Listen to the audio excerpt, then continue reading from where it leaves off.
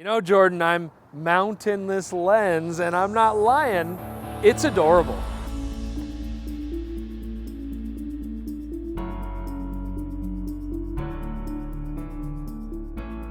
Welcome back, DPReview TV viewers. It's Chris Nichols here, coming to you from a lovely and sunny 17th Avenue here in Calgary. We've got a cool little lens to walk around with here today. This is the brand new Panasonic Leica DG Summilux 9mm F1.7, giving us an 18mm full frame ultra wide equivalent, but in a very smart package. We're gonna have a lot of fun with this lens today. Now, I know you guys all think Jordan's just this super nice, cool guy, generous, sharing, giving, yada, yada, yada. But the truth is, we only have one GH6 and he will not let me touch it. So what do I shoot this lens on today? My trusty old GH5. We could have done the Olympus OM1. You know, it's an interesting sensor to shoot lenses with, but we figured it's a Panasonic lens. Let's stick to a Panasonic body, but I'm gonna hold a grudge.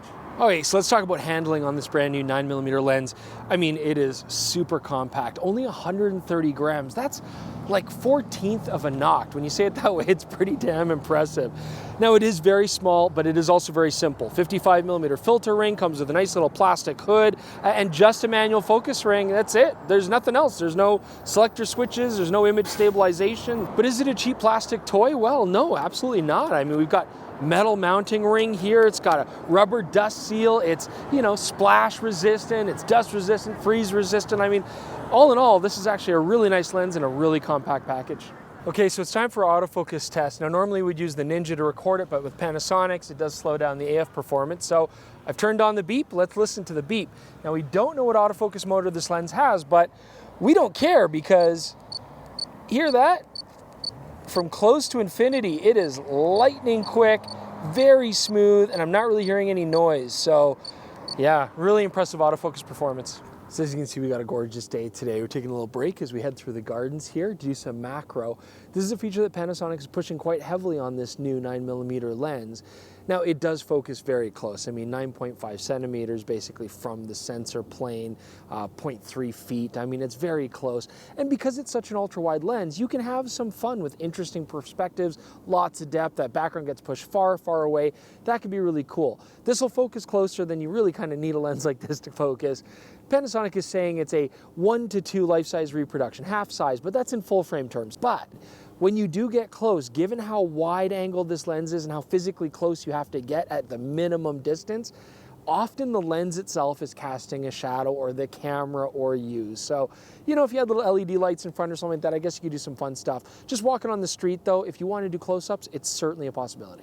All right, I've stolen Jordan's GH6 so I can talk about the video features here.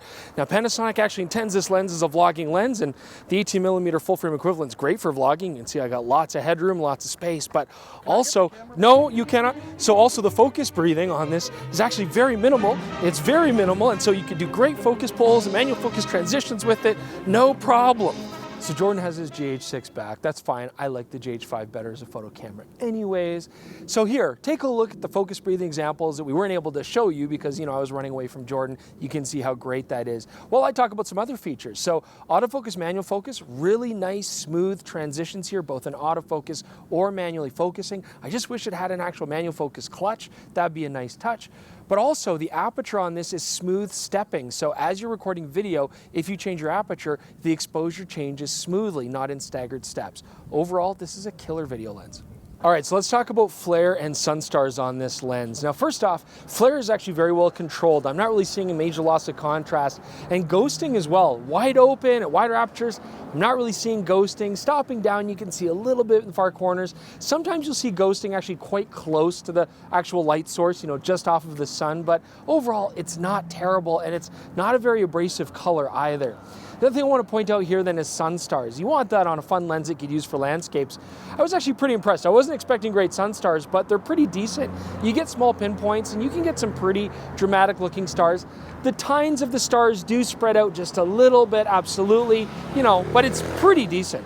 Now, what about Leica, that longitudinal chromatic aberration? You get the color fringing in the foreground and background out of focus areas. Yes, there is actually a little bit. You can see here quite clearly. We got that sort of magenta in the foreground, that cyan green in the background, and it's there. I mean, it's not terrible, but it is certainly a factor. And remember, it's hard to get rid of that in post. Test chart time, let's talk about sharpness. I was allowed graciously to use the GH6's 25 megapixel high resolution sensor to test out this lens, makes sense. And this is what we found. So first off, looking in the centers wide open at 1.7, it's actually very decently sharp. When you stop down to f4, I actually didn't notice much improvement in the centers. It was already pretty good wide open. Now looking in the corners here, wide open at 1.7, you can see that they are starting to get a little bit soft. Stopping down to f4, that does help, but actually not that much. The corners still kind of stay a little bit soft, even stop down. Now, Panasonic intends this lens as a vlogging and video lens in a lot of ways, and in that regard, your 16:9 crop is gonna get rid of a lot of that corner softness, and you know, a lot of situations if you're vlogging, you're not even gonna worry about the corners, so it's not that big a deal. I still think the lens is good enough absolutely to do general purpose photography, landscapes, and things like that as well. This is a great lens. I mean, it's a lot of fun to play with for photography. It's a deadly video lens, and it's really doing everything that Micro Four Thirds is setting out to do, and that is to be compact, small designs that are easy to carry around. I was actually very pleased with a lot of the optical characteristics of this lens. 18mm full frame equivalent, yeah, that's not what I'd call a general purpose wide, like a 24 kind of range, but it's a lot of fun to play with, and frankly, the price is also very good. So if you're looking for a cute, compact, ultra-wide prime, I think this is the best way to go for Micro Four Thirds right now. Well, thanks for joining us on this beautiful day here in Calgary. We always appreciate it. And again, leave your comments below. Let us know what you think. Check out DPReview.com. You can see the sample galleries there for this lens that we shot. Also, please subscribe to the channel, like the video, and just like us personally. Tell us in the comments how much you like us. That would be very, very nice right now. Thanks so much for joining us. We'll see you all soon.